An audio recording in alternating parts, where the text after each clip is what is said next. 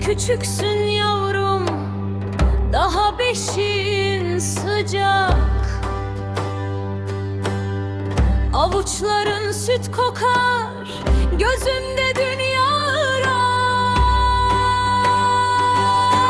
Sen küçüksün yavrum, gün görmedin daha.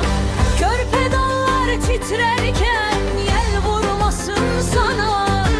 Sen küçüksün yavrum, yüreğimde yuva. Ben yanarım, ben siperim, değmesin kara hava.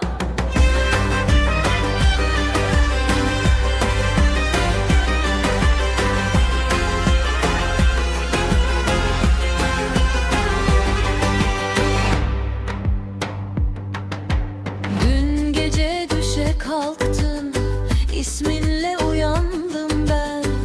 Yorganını düzelttim, susmuştu bütün evren. Sen küçüksün yavrum, gün görmedin daha. Körpe dallar titrerken yel vurmasın sana. Sen küçüksün yavrum, yüreğimde yuva. Ben yanarım, ben siperim, değmesin kara hava.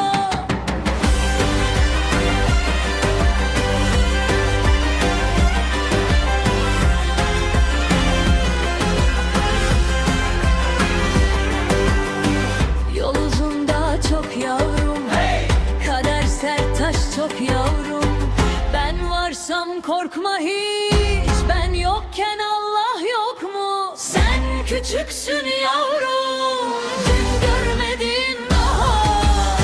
Körpe dallar titrerken yel vurmasın sana.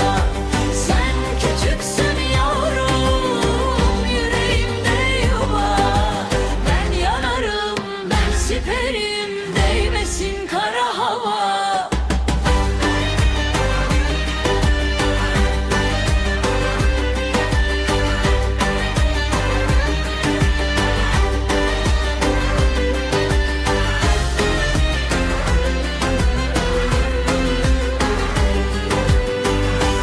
Ses adam, süper şarkı yar. Tek adres burası, kalbin burada çalar. Beni bul, takip et, abone ol hemen. En güzel şarkılı dinlemenin tadını çıkar. Ben ses adam, süper şarkı